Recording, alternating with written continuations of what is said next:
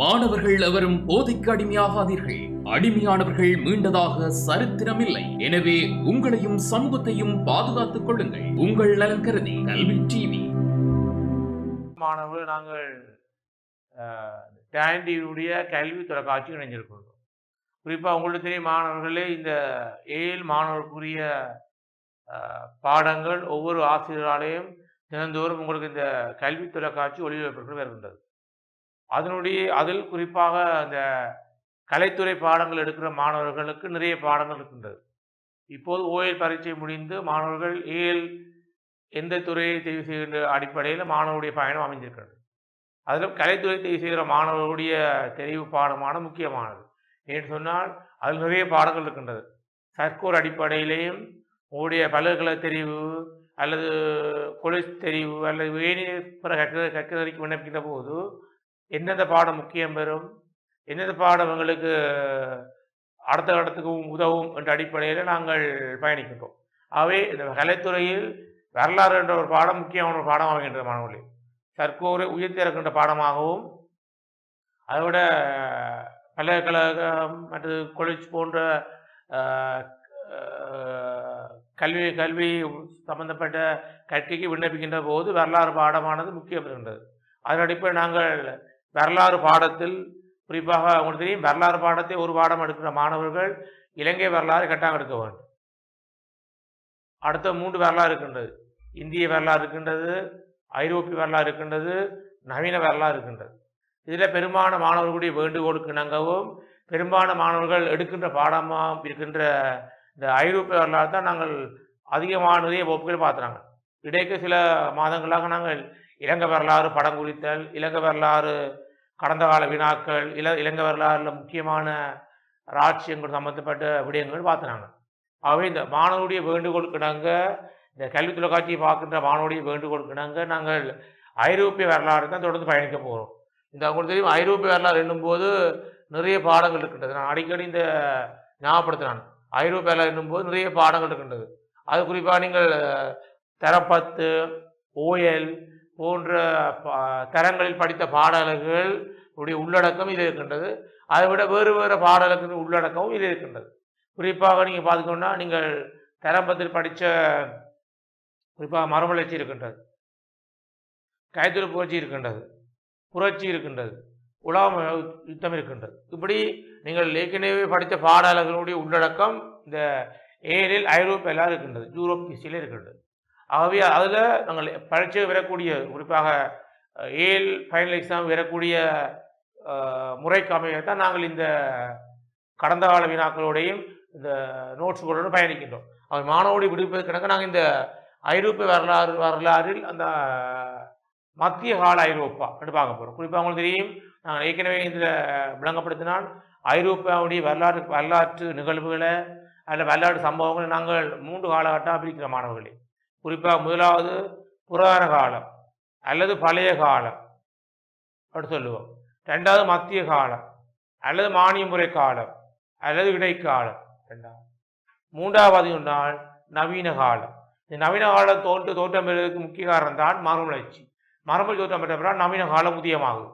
ஆகவே ஐரோப்பாவில் இடம்பெற்ற வரலாற்று நிகழ்வுகளை ஐரோப்பிய வரலாற்று ஆசிரியர்கள் 3 காலகட்டமாக பிரிக்கின்றார்கள். முன்னே ஞாபகப்படுத்துங்கள், புராண காலம், மத்திய காலம் அல்லது இடைக்காலம், நவீன காலம். இதில் மத்திய கால ஐரோப்பா, மத்திய காலத்தினுடைய ஐரோப்பா நிலை எப்படி இருந்தது, அங்கே இருக்கின்ற அரசியல், பொருளாதாரம், சமயம், சமூகம், கலை கலாச்சாரம் எல்லாம் எந்த கட்டமைப்பில் இருந்தது என்பதை உள்ளடக்கி தான் இப்போ பார்க்க போகிறோம். இப்போ கவனிங்கள், மத்திய கால ஐரோப்பா பாருங்கள். நம்ம சொன்ன பாருங்கள், பாருங்கள் அறிமுகம் பாருங்கள். ஐரோப்பிய வரலாற்றினை கால அடிப்படையில் 3 பெரும் பிரிவுகளாக பிரிக்கலாம். கால அடிப்படையில் 3 பெரும் பிரிவுகளாக பிரிக்கலாம் மாணவர்களே. ஐரோப்பிய காலகட்டங்களை நாங்கள் ஐரோப்பியாவுடைய வரலாற்றை 3 காலம் பாருங்கள். புராண காலம், இந்த புராண காலத்தை நாம் சொன்னால் பழைய காலம் சொல்லுவாங்க, ஏன்னா மிகவும் தொடக்க காலம். அடுத்தது இடைக்காலம், அதாவது மத்திய காலம், அதாவது 2 காலத்துக்கு இடையில் இருக்கக்கூடிய. அடுத்தது நவீன காலம், அதன் தற்போதைய காலம். அப்போ இப்படித்தான் 3 காலகட்டமாக ஐரோப்பிய வரலாற்று ஆசிரியர்கள் ஐரோப்பாவுடைய வரலாற்று நிகழ்வுகளை பிரித்து வச்சிருக்கிறார்கள். அடுத்த பாருங்கள், இதில் பாருங்கள், இதனூட ஐரோப்பிய வரலாற்று மையத்தில் ஏற்பட்ட அரசியல், பொருளாதாரம், சமயம், கலை, பண்பாடு போன்ற விடயங்களுக்கு நாங்கள் ஆராய போகிறோம் இந்த மத்திய காலத்தில். அது பிறகு மத்திய கால பண்பாட்டின் ஆறாவே இப்போ அழகாகும். மத்திய காலம் 3 காலம் இருக்கின்ற மாணவர்கள் நாங்கள் இதில் மத்திய கால ஐரோப்பா தொடர்பாகத்தான் இந்த வகுப்பில் பார்க்க போகிறோம். அதாவது மத்திய காலத்தில் ஐரோப்பாவின் நிலைமை எப்படி இருந்தது, அங்கே எதிரொலி செல்வாக்கு இருந்தது, மக்கள் எப்படிப்பட்ட வாழ்க்கை முறை வாழ்ந்தார்கள், மத்திய காலத்தில் காணப்பட்ட குறிப்பாக மத்திய காலத்தில் அரசியலோ பொருளாதாரமோ சமயம் கலைகள் இலக்கியம் எல்லாம் ஒரு வளர்ச்சி போக்கு இல்லை. ஏன்னா அங்கே முற்று முழுதாக கிறிஸ்தவ சமயத்துடைய ஆதிக்கம் காணப்படுகின்றது. அதெல்லாம் இந்த காலத்துடைய வேறு பேர் குறிப்பாக நாங்கள் இருண்ட காலம் சொல்லுவோம். என்றால் எதுவும் வளர்ச்சி இல்லை, எந்த துறையும் வளர்ச்சி இல்லை, அதை நாங்கள் சொல்லுவோம் இருண்ட காலம்னு சொல்லுவோம். அப்போதான் பாருங்கள் எளிய பாருங்கள் மத்திய கால பண்புகளை பின்வரும் தலைப்புகளின் அடிப்படை விளக்குக. மத்திய கால பண்பு பாருங்கள் அரசியல், சமூகம், சமயம், பொருளாதாரம். அதில் பாருங்கள் அரசியலை பாருங்கள். அரசியலை பாருங்கள் நாகரிகமற்ற மிலேச்ச இசைக்குழுவாகிய இனக்குழுவாகிய கொத்துக்கள், விசுக்கொத்துக்கள், பண்டல்கள், பீராங்குகள், நோர்மன்கள் போன்றவர்களின் படையெடுப்பு. குறிப்பாக இந்த மத்திய காலத்தின் ஆரம்பத்திலேயாம் அந்நியுடைய படையெடுப்பு இடம்பெற்றிருக்கான். அந்த அந்நியுடைய படையெடுப்பு தான் பாருங்கள் மீண்டும் கவனிங்கள். நாகரிகமற்ற மிலேச்சர் இனக்குழுவாகிய கொத்துக்கள், விஸ்கொத்துக்கள், வண்டல்கள், பிராங்குகள், நோர்மன்கள் போன்றவருடைய படையெடுப்பு முக்கியமாக. அடுத்த பாருங்கள் அரசியல் சீர்குலைவு. அரசியலானது ஒரு எந்த துறையும் வளர்ச்சி இல்லை, அரசியல் ஒரு குழப்பமான நிலை காணப்படுகின்றது. அடுத்த பாருங்கள் நிலப்பிரபுத்துவ ஆட்சி தோற்றம். நிலத்தை அடிப்படையாக கொண்டு ஒவ்வொரு சிறு நிலங்களும் பிறகுல கட்டுப்பாடு காணப்படும். அதோட பிறகுல கட்டுப்பாடு இருக்கின்ற சிறு நிலங்கள் எல்லாம் பொதுமக்கள் எல்லாம் வரிக்கு வேலை செய்வார். குறிப்பாக சுயதேவ பொருளாதாரம் செய்வார்கள். அதாவது பண்டமாற்று பொருளாதாரம் காணப்பட்டது. அப்போ வெளிநாட்டு கொடுக்க வாங்கலோ அல்ல உள்நாட்டில் வர்த்தகமும் இடம்பெறல. பொருட்களை கொடுத்து பொருட்களை மாற்ற ஒரு பண்டமாற்று பொருளாதாரம் காணப்பட்டதோடு வர்த்தகமும் ஒரு பாரிய அளவில் வளர்ச்சி அடையாத சமயம் காணப்பட்டிருக்கின்றது. அடுத்ததாக சிலுவை யுத்தங்கள். இந்த காலகட்டத்தில் மத்திய காலத்தில்தான் இயேசுடைய பிறப்பு அவருடைய போதனைகளை மையப்படுத்தி கிறிஸ்தவ சமயம் தோற்றம் பெறுது. ஆக இங்கே எல்லா துறைகளிலும் கிறிஸ்தவ மதத்துடைய செல்வாகத்தான் முற்று முழுதாக காணப்படுகின்ற மாணவர்களே. காணப்படுவதையால் 7 கட்டங்களாக சிலுவை யுத்தம் ஐரோப்பாவில் இஸ்லாமியர்களுக்கும் கிறிஸ்தவர்களுக்கு இடையில இடம்பெற்றுகின்றது. அப்போ சிலுவை யுத்தங்கள் இந்த காலத்தில் இடம்பெற்றிருக்கு மத்திய காலத்தில் அல்லது இடைக்காலம். அடுத்த வாருங்கள் அரசியல் அமைதியின்மை. அரசியல் அமைதியின்மை மத்திய கால கிழக்கு ஐரோப்பாவில் காணப்படுகின்ற அரசியல் குழப்பங்கள், அதாவது ஒரு பிரபுத்துவ ஆட்சி காணப்படுகின்றது. அரசன் முக்கியம் பெற மாட்டான், பிறவுக்கள் முக்கியம் பெறுவினான். மக்கள் பிறவுக்கூடிய நிலங்கள்லாம் வாழின மொழிய நாடென்ற ரீதியில் அல்ல தேச ரீதியில் வாழ மாட்டினோம். மக்கள் தாங்கள் பிறவுக்கூடிய நிலத்தை செய்கிற சுயதேவ பொருளாதாரத்தில் குறிப்பாக மன்னனுக்கு வரி கொடுக்கணும், பிறவுக்குள் வரி கொடுக்கணும் மற்றும் கிறிஸ்தவ திருச்சபைமாருக்கு வரி கொடுக்கணும் என்ற அடிப்படையாக காணப்பட்டிருந்தது. அடுத்த பாருங்கள் பிறவுக்கள் முடியாட்சி. பிறவுக்கள் பலம் பெற்றன. குறிப்பாக முடியாட்சி காணப்பட்டாலும் பிறகுடைய செல்வாக்கு முற்று முழுதாக குறைக்கப்பட்டிருக்கின்றது. ஆனால் பிறகு செல்வாக்கு முற்று முழுதாக குறைக்கப்பட்டாலும் அவர்களுடைய கை ஓங்கி இருக்கின்றது. மன்னன் தான் செல்வாக்கு இழந்திருக்கின்றான். இது ஒரு அறிமுகம் குறிப்பாக. அப்போ மத்திய காலத்தினுடைய அரசியல் ரீதியாக விடயம். மீண்டும் பாருங்கள் நாகரிகமற்ற மிலேச்ச இனக்குழுவாகிய கொத்துக்கள், விசுக்கொத்துக்கள், வண்டல்கள், பிராங்குகள், நோர்மன்கள் போன்றவரையும் பாடியெடுக்கும். அரசியலான சீர்குலைவாக காணப்படுகின்றது. நிலப்பிரபுத்துவ ஆட்சிகள் தோற்றம் நிலத்தை அடிப்படையாக கொண்ட ஆட்சி, நிலப்பிரபுத்துவ ஆட்சி. அடுத்தது மக்கள் கிறிஸ்தவ மதத்தின் கீழ் வாழ்ந்திருக்கிறார்கள். சிலுவை யுத்தம் இடம்பெற்றிருக்கின்றது. அரசியல் அமைதியின்மை கிழக்கு பக்கம் காணப்படுகின்றது. பிறவுக்கள் முடியாட்சி, பிறவுக்கள் பலம் பெற்றன இப்படி காணப்படுகின்றது. அடுத்தது சமூக அரசியல் ரீதியாக ஒரு குழப்பமான நிலை, வளர்ச்சி இல்லை. அதோட நிலப்பிரபுத்துவ ஆட்சி, பிறவுக்கள் முக்கியம் பெற்றினம், மன்னர்கள் முக்கியம் பெறாத ஒரு நிலை காணப்பட்டதோடு சமூக ரீதியாகவும் பிறவுக்கள்லாம் முக்கியம் பெற்றிக்கணும். இங்கே மத்திய ஓப்பினும் முக்கியம் பெற மாட்டேன். மக்கள் சுயதேவ பொருளாதாரம் செய்விக்கணும்.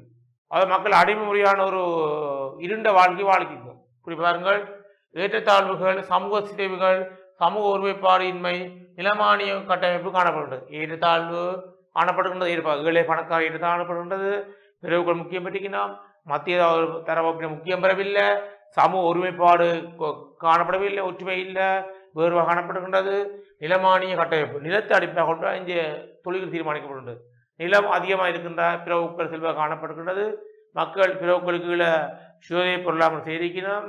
அதோட பிறவுக்களுக்கு அடிமையாக பிறகுடைய சொந்தமான தொழிற்சாலைகள், பயன்படி சாலைகள் போன்றவற்றில் பொதுமக்கள் தங்களுடைய பணத்தை கொடுத்து பொருட்களை வேண்டி வேண்டி இருக்கக்கூடியால் உலகில் பெரும்பகுதி பிறகுகளுக்கே போயிடும். இப்படிப்பட்ட ஒரு வாக்கு முறை. அடுத்த பாருங்கள், இனக்குழுக்கள் செல்வாக்கு கிரேக்கம், உரோம், பாரசீகம், சின்னாசியா, எகிப்து குறிப்பாக வெவ்வேறு பல்வேறு இனக்குழுக்களுடைய செல்வாக்கு காணப்படுகின்றது. கவனிங்கள், கிரேக்க இனக்குழு செல்வாக்கு காணப்படுகின்றது, உரோம இனக்குழு செல்வாக்கு காணப்படுகின்றது, பாரசீக இனக்குழு செல்வாக்கு காணப்படுகின்றது, சின்னாசிய இனக்குழு செல்வாக்கு காணப்படுகின்றது, அதோட எகிப்து இனக்குழுவுடைய செல்வாக்கு காணப்படுகிறது. இப்படி ஏகப்பட்ட அடிப்படையில் இந்த இனக்குழுவுடைய செல்வாக்கு காணப்பட்டதாக சொல்லப்படுகின்றது. அடுத்த வாருங்கள், குழுமத்தவர்கள் குறிப்பாக சிறு சிறு குழுமத்தவர்கள் இங்கே செல்வாக்கு பெற்று காணப்படுகின்றனர். அதோட ஏற்றுத்தாழ்வுகள், சமூக ஏற்றுத்தாழ்வுகள், சமூக பிரிவுகள், சமூக வேறுபாடு, வர்க்க வேறுபாடு போன்ற இங்கே அதிகமாக காணப்படுகின்றது. மத உரிமைகள் பண்டைய ஆடம்பர வாழ்க்கை குறிப்பாக சாதாரண பொதுமக்கள் பிறவுக்கள் நிலத்தில் தொழில் செய்து சுய பொருளாதாரம் செய்து வரியாக பிறவுக்களுக்கு மன்னனுக்கும் திருச்சபைமாருக்கும் கொடுத்து ஒரு அடிமையான வாழ்க்கை வாழ்ந்துக்கிறாங்க. ஆனால் இங்கே இருக்கின்ற கிறிஸ்தவ பாதிரிமார்கள் அதோட பிறவுக்கள் எல்லாம் ஆடம்பரமான சொகுசான வாழ்க்கையை வாழ்ந்துக்கணும். இதால் சமூகத்தில் ஏழைகள் அல்லது ஏற்றத்தாழ்வுகள் அதிகமாக காணப்படுகின்றது. பிறவுக்கள் சாதாரண மக்களை அடிமைப்படுத்தி வேலை செய்திருக்கணும். சாதாரண மக்களை தங்களுடைய கட்டுப்பாட்டை வச்சுக்கொண்டு ஒரு தங்களுக்கு லாபம் தரக்கூடிய இதில் அவர்களை பயன்படுத்திக்கணும். அடுத்த வாருங்கள், மக்கள் அதன் மிக மயப்படுத்தப்பட்டது. குறிப்பாக மக்களானது அந்த சமூக மயப்படுத்தப்பட்டு பிரபுத்துவ ஆட்சிக்கு மக்கள் உள்வாங்கப்படுகிறார்கள். பொதுவான ஒரு வாழ்க்கை முறைக்கு உள்வாங்கப்படவில்லை என்ற ஒரு கட்டாயப்பிஞ்சு இருக்கின்றது. அதுபோல காணப்படும் சமூகம்.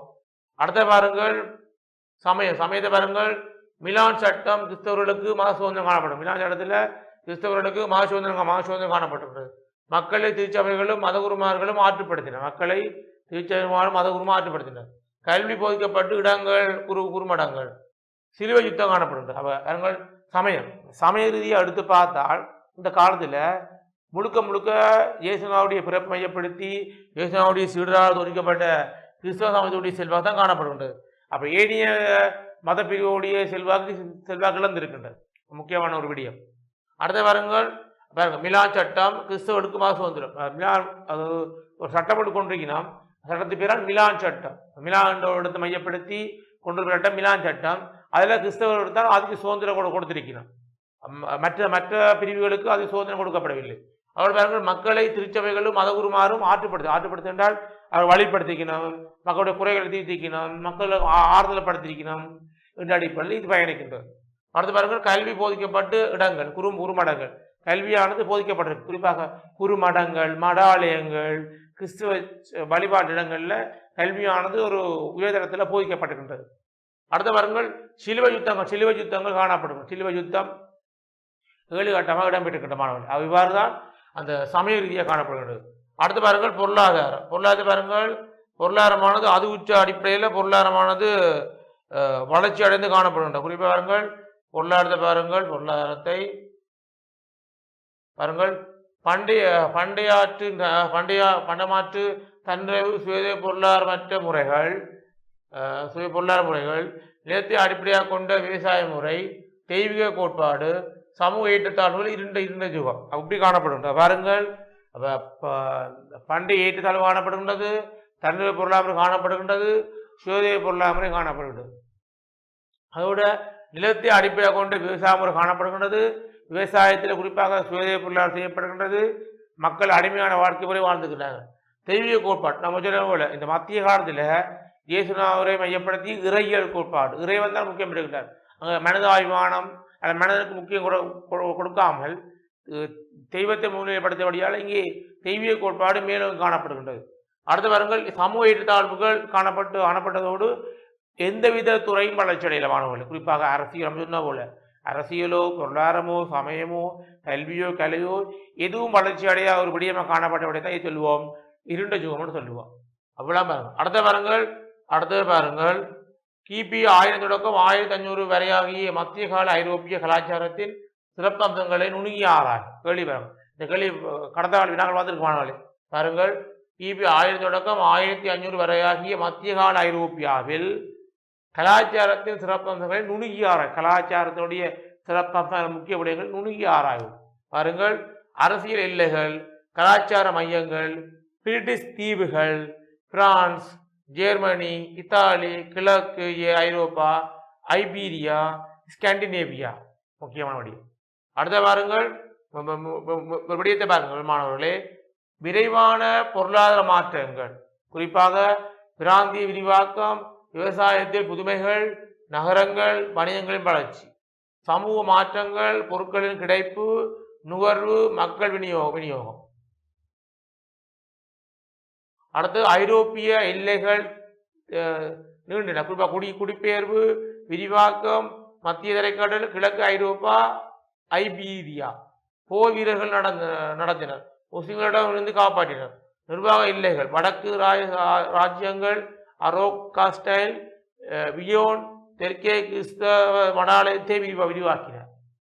அடுத்து பாருங்கள், விவசாய பொருளாதாரம், விவசாயத்துக்கு உதவியது. ஊட்டச்சத்து, சத்துணவு, நீண்ட கால வாழ்வு, மக்கள் தொகை அதிகரிப்பு.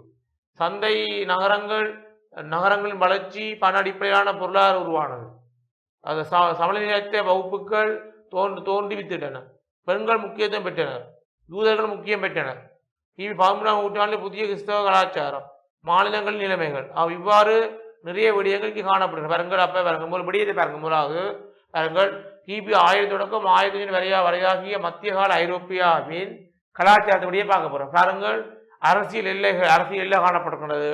கலாச்சார மையங்கள், கிறிஸ்தவ சமயத்தை மையப்படுத்திய கலாச்சார மையங்கள், பிரிட்டிஷ் தீவு காணப்படுகின்றது.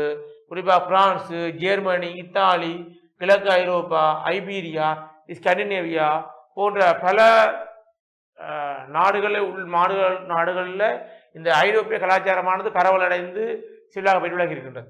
அடுத்த வாரங்கள் விரைவான பொருளாதார மாற்றங்கள் என்றால், ஆரம்பத்தில் பண்டமாற்று பொருளாதாரம் இடம்பெற்றதோடு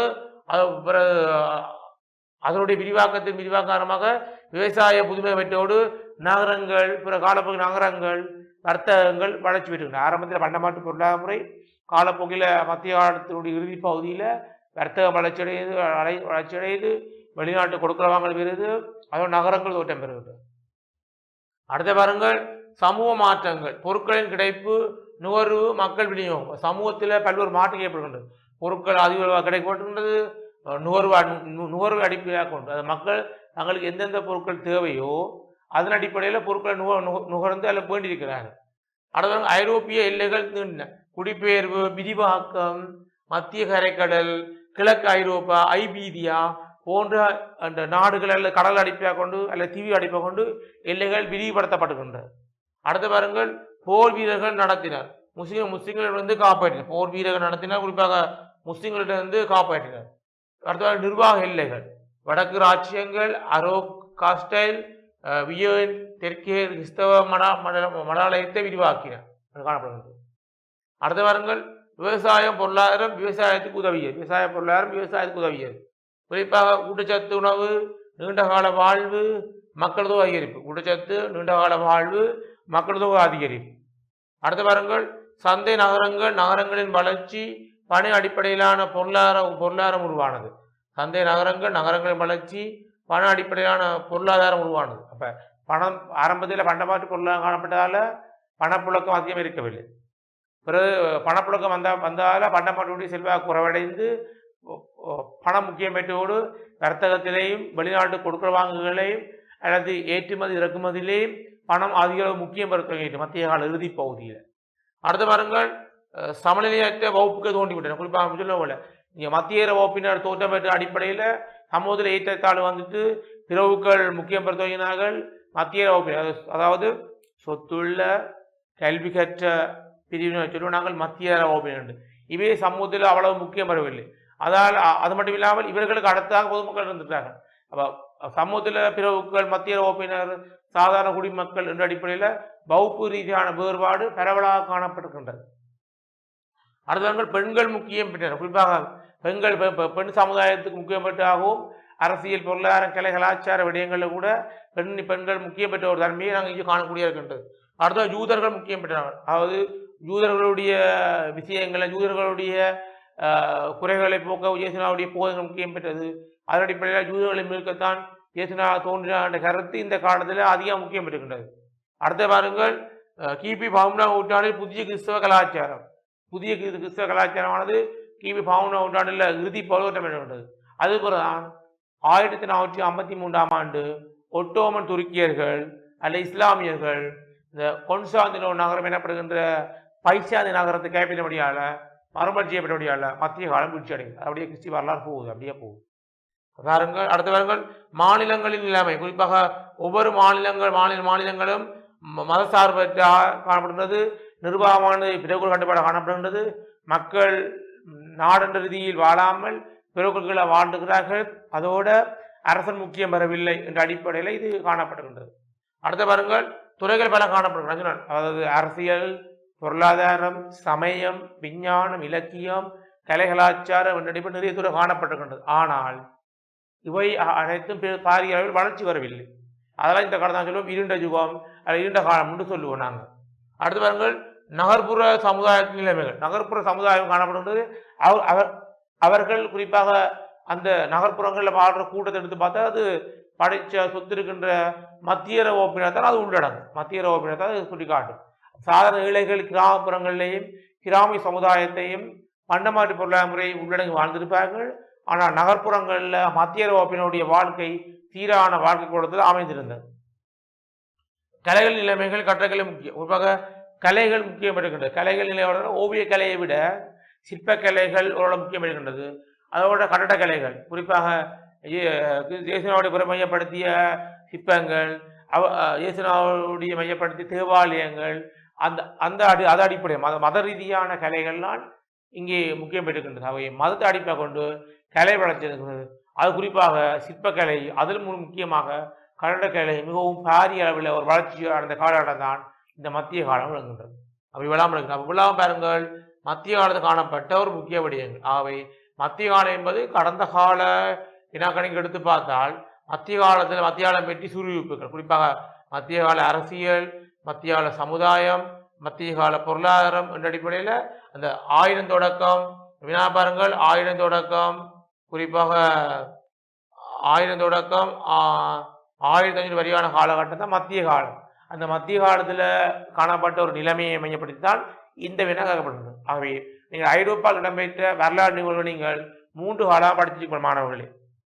புராண காலத்தை பற்றி படிச்சிருப்பீர்கள். புராண காலத்தில் என்னென்ன விடயங்கள் வருகின்றது, பிறகு மத்திய காலத்தில் என்னென்ன விடயங்கள் வருகின்றது, மத்திய காலம் வீழ்ச்சிக்கு பிறகு மறுமலர்ச்சி காலம் தோற்றம் வருகின்றது. அதான் ஒரு மறுமலர்ச்சி காலத்தில்தான் அங்கே மத முக்கியத்துவத்தை இழந்து மனிதன் முக்கியத்துவம் பெறுகிறான். பிறகு வளர்ச்சி அடையாத எல்லா விடயங்களும் வளர்ச்சி அடையுது. இப்போ 1453ஆம் ஆண்டு பிறகு ஐரோப்பியா மறுமலர்ச்சி காலம் உதயமாகி அங்காலே அடுத்த கட்டமாக 15ஆம் நூற்றாண்டில் நவீன கால தோற்றம் பெறுவது பார்க்கலாம். இப்படி போகின்றது. அகவானிக்கு இப்படி அமைகின்றது, இவ்வாறு அமைகின்றது. குறிப்பாக அடுத்த பாருங்கள், நாங்கள் மத்திய கால ஐரோப்பாவில் சிறப்பம்சங்களில் குறிப்பாக அரசியலை பற்றியும் பல்வேறு விடயங்களை பற்றி அரசியலை பற்றியும் சமூகத்தை பற்றியும் பொருளாதாரம் பற்றியும் அதோட கலை கலாச்சாரங்கள், அங்கே இருக்கின்ற சமூக நிலைமைகள், அங்கே இருக்கின்ற ஏனைய பிற விடயங்கள், அங்கு அரசன் முக்கியம் இல்லை, பிறவுக்கள் முக்கியம் அறியினம், மக்களுடைய வாழ்க்கை முறைகள், கொடுக்கல் வாங்குகள், நிலப்பிரபுத்துவ ஆட்சி முறை என்று பரந்துபட்ட அடிப்படையில் தான் இந்த நிர்வாகத்தை பார்க்கலாம். அடுத்து பாருங்கள், மடாலயங்கள் பார்க்க போகிறோம். மடாலயங்கள் பாருங்கள், அறிமுகம். ஒரு மடாலயம் கட்டடங்கள் அங்கு மக்கள் வாழ்ந்து மற்றும் வழிபாடு, தங்கள் நேரத்தை மற்றும் வாழ்க்கை கடவுள் எனவும் இங்கு வசித்தார்கள். துறவிகள் என அழைக்கப்பட்டனர். குறிப்பாக மடாலயங்கள் என்ற ஒரு சொற்பிரிவு எப்படி தோற்றம் என்று சொன்ன மாணவர்களே, இயேசுநாதர் பிறந்த பிறகு அங்கே இருக்கின்ற இயேசுநாவுடைய சீடர்கள் அல்ல அவருடைய வழித்தோன்றர்கள் என்ன செய்யணும், இயேசுநாவுடைய பிறப்பை மையப்படுத்தி கிறிஸ்தவ மதத்தை தோற்றுவிக்கிறார்கள். கிறிஸ்தவ மதம் தோற்றம் பெற்ற பிறகு மடங்கள், மடாலயங்கள், கிறிஸ்தவ திருச்சபைமார்கள், போப்பாண்டவர்கள், பாதிரிமார்கள் போன்ற சொற்பிரியங்களும் சில மடாலயங்கள் ஒன்று முக்கியமாகின்றன. அவை துறவிகள், கிறிஸ்தவ துறவிகள், கிறிஸ்தவ பாதிரிமார்கள், அதோட கிறிஸ்தவ சேர்ந்த முக்கியமான மனிதர்கள் போன்ற தங்குவதற்காக கட்டப்பட்ட கட்டிடம் தான் மடாலயங்கள். அங்கிருந்தான் மடாலயங்கள் தோற்றப்படுகின்றது. அதோட இந்த மடாலயங்கள் துறவிகள் முக்கியப்பட்டன. மடாலயங்களில் துறவிகள்லாம் தங்கியிருப்பார்கள். அதாவது துறவரமாக போகிறது. வாழ்க்கையில் இருக்கிற சோதுக்கங்கள், ஆடம்பர வாழ்க்கை, அதை விட சொகுசான வாழ்க்கையை எல்லாம் புறந்தள்ளி போட்டு தன்னந்தனியாக துறவரமாக போடுறாங்கலாம் இந்த மட ஆலயங்களில் முக்கியமாக தங்கியிருக்கின்றார். அதாவது இந்த மட ஆலயங்கள் முக்கியம் இருக்கின்ற மாணவர்கள். அப்பாருங்கள், ஒரு மட ஆலயம் கட்டடங்கள் அங்கு மக்கள் வாழ்ந்து மற்றும் வழிபாடு, தங்கள் நேரத்தை மற்றும் வாழ்க்கை கடவுள் எனவும் இங்கு வசித்தவர்கள் துறவிகள் என அழைக்கப்பட்டனர். அடுத்த பாருங்கள், மடாலயங்களில் துறவிகள் முக்கியம் பெற்றனர். மடாலயங்களில் துறவிகள்லாம் முக்கியம் பெற்றனர். சாதாரண பொதுமக்கள் அங்கே தங்க முடியாது. கிறிஸ்தவ திருச்சபைமார்கள், போப்பாண்டவர்கள், பாதிமார்கள் போன்றவர்கள் தங்குவதற்காக இந்த மடாலயம் கட்டப்படுகின்ற மாணவர்களே மடாலயங்கள். அடுத்த பாருங்கள், அடுத்த வினா பாருங்கள், மடாலய வாழ்வு என்றால் என்ன? மடாலய வாழ்வு என்றால் என்ன? ஒரு முதல் பார்த்தீங்கன்னா மடாலயங்கள் எப்படி தோற்றம் பெற்றது, அது எங்கிருந்து வந்தது, யாருடைய புறம் மையப்படுத்தி தோற்றம் பெற்றது என்று பார்க்குறாங்க. இப்போ மடாலய வாழ்வு முறை என்றால் என்ன? மடாலய வாழ்வு முறை என்றால் என்ன பார்க்க போகிறோம். பாருங்கள், பாதிரிமார்களும் பாப்பரசர்களும் முக்கியம் பெறுகிறேன். இந்தியா பாதிரிமார்களும் அல்ல போப்பாண்டவர்கள் பாப்பரசரும் முக்கியம் பெறுகிறேன். அடுத்தவர்கள் மடாலயங்கள் முக்கியம் பெற்றன. அதோட இயேசுனுடைய போதனைகள், இயேசுடைய அன்பு, கருணை, இரக்கம், உயிரிழந்து அன்பு காட்டுதல், பிறருக்கு உதவி செய்தல், நேர்மையாக இருத்தல், அப்படிப்பட்ட ஒழுக்க கொள்கைகளையும் அதோட கடவுளுடைய தந்தை பண்பு, அதோட மனதுக்கு உதவி செய்தல், இப்படிப்பட்ட போதனைகளை மக்கள் மத்தியில் பரப்புவதற்கும் கிறிஸ்தவ மதத்தினுடைய செல்வாக்கையும் இயேசுனுடைய போதனைகளையும் மக்கள்கிட்ட கொண்டு செல்வதற்கும் இல்லை கொண்டு சேர்ப்பதற்கும் உருவாக்கப்பட்ட ஒரு கட்டடம் தான் மடாலயங்கள்னு சொல்லுவோம். அப்போ அங்கே இருந்தால் மடாலயங்கள் தோற்றம் பெறுகின்றது குறிப்பாக. அப்போ பாதிமார்களும் பாப்பாசனும் முக்கியம் பெறுகிறோம். அதோட மடாலயங்கள் குறிப்பாக இயேசுனுடைய போதனைகளை மையப்படுத்தி தோற்றம் பெறுகின்றது. மடாலய வாழ்வு என்றால் மடாலயங்கள் வாழ்வார்கள், பாதிரிமார்கள்லாம் வாழ்வார்கள், அதாவது துறவரா போறார்கள். அடுத்த பாருங்கள், மடாலய வாழும் முறையின் தோற்றம் வளர்ச்சி. அப்போ மாணவர்கள் பார்த்தாங்க மடாலயம் எப்படி தோற்றம் பெற்றது, பிறகு மடாலய வாழ்வு என்றால் என்னென்று பார்த்தோம். விவாகபுரம் மடாலய வாழ்வு முறையின் தோற்றமும் அதனுடைய வளர்ச்சி. தோற்றம் பெற்றால் கட்டாயம் வளர்ச்சி அடையணும், வீழ்ச்சி அடைய வளர்ச்சி அடையணும், தோற்றம் வளர்ச்சி பற்றி பார்க்க போகிறோம்.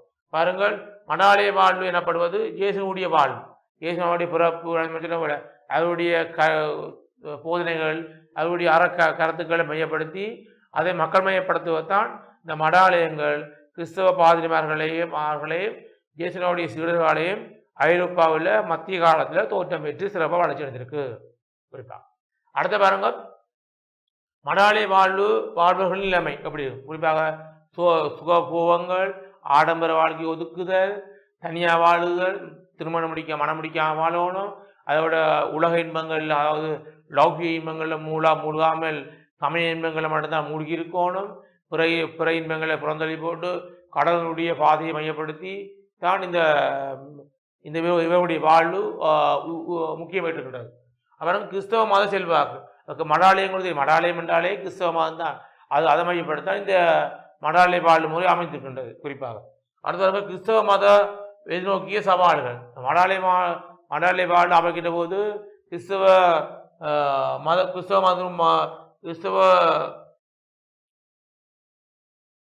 மதத்தினுடைய செல்வாக்கு அது உச்ச நிலையில் காணப்படுகின்றது. குறிப்பாக கிறிஸ்தவ மதத்தினுடைய பரவலானது அங்கு முக்கியமான காணப்படுகிறது. பாருங்கள், அதோட கிறிஸ்தவர்களின் வாழும் முறைகள், மடாலயங்கள் செயற்பாடுகள். மடாலயம் செயற்பாடு எடுத்து பார்த்தால் அவர் கிறிஸ்தவ மதத்தை மக்கள் மையப்படுத்தணும், கிறிஸ்தவ மதத்தை மக்கள்கிட்ட கொண்டு சேர்க்கணும், இயேசுனுடைய போதனைகளை மக்கள் மையப்படுத்தணும், இயேசுனுடைய போதனைகள் உள்ளடக்கிய புரொட்டஸ்டாந்து அல்லது குறிப்பாக கத்தோலிக்க அதுக்கப்புறம் புரொட்டஸ்டாந்து கத்தோலிக்க மதத்தை கொண்டு சேர்க்கணும், கத்தோலிக்க மதத்தை மக்கள் உள்வாங்கணும், பிற மதத்தவர்களை தங்களுடைய கத்தோலிக்க மதத்தை கொண்டு வரணும் என்ற அடிப்படையில் அவருடைய செயல்பாடு ஏழைகள், வலியவர்கள் போன்றவர்கள் மையப்படுத்த இவர் செயல்பாடு அமைந்திருக்கின்றது குறிப்பாக. பாருங்கள், மடாலய வாழ்வு முறையின் தோற்றமும் வளர்ச்சியும். பாருங்கள், மடாலய வாழ்வு முறை எனப்படுவது பார்த்தனாங்கள் அதோட இயேசுவின் வாழ்வு பற்றி இருந்திருக்கின்றது. அதோட மடாலய வாழ்வு நிலை பார்த்தனாங்கள் கிறிஸ்தவ மத செல்வாக்கு பார்த்திருக்கிறோம், கிறிஸ்தவ மத செல்வி நோக்கிய சவால்கள், கிறிஸ்தவர்களின் வாழ்வு முறைகள், மடாலயம் செயற்பாடு. ஆகவே இன்று நாங்கள் நிறைய விடயம் பார்த்துக்கிறோம். குறிப்பாக முதல் மத்திய காலத்தினுடைய குறிப்பாக ஐரோப்பாவில் 3 காலகட்டம் பார்த்தினாங்கள்: உலக காலம், மத்திய காலம், நவீன காலம். பிறகு மத்திய காலத்தில் காணப்பட்ட முக்கியமாக அந்த அரசியல் விடயம் பார்த்தினாங்க, சமய விடயம் பார்த்தினாங்க, பொருளாதார விடயம் பார்த்தினாங்க குறிப்பாக. அது பிறகு மத்திய 1500 தொடக்கம் 1500 வரையான மத்திய காலப்பட்ட கலாச்சார விடயங்களை பற்றி பார்த்தினாங்க. அப்புறம் முக்கியமாக மத்திய தோட்டம் பெற்ற மடாலய தோட்டம் பார்த்தாங்க, மடாலய வாழ்வு என்ன, அவருடைய தோற்றம் வளர்ச்சி பற்றி பார்த்தாங்க. ஆகவே இந்த வினாக்கள் கடந்த கால வினாக்கள் எடுத்து பார்த்தால் அதிகமாக பரீட்சை கேட்கப்படுகின்ற மாணவர்களே. ஆகவே நீங்கள் தொடர்ச்சியாக இந்த டான்டியுடைய கல்வி தொலைக்காட்சியை பார்ப்பவர்களால் இப்படிப்பட்ட விடயங்கள் அறிய மாணவர்களே. நன்றி, வணக்கம் மாணவர்களே. கல்வி டிவியில் புத்தம்புது நிகழ்ச்சிகளை உடனுக்குடன் பார்த்து மகிழ எமது Facebook மற்றும் YouTube பக்கத்தை லைக் செய்யுங்கள்.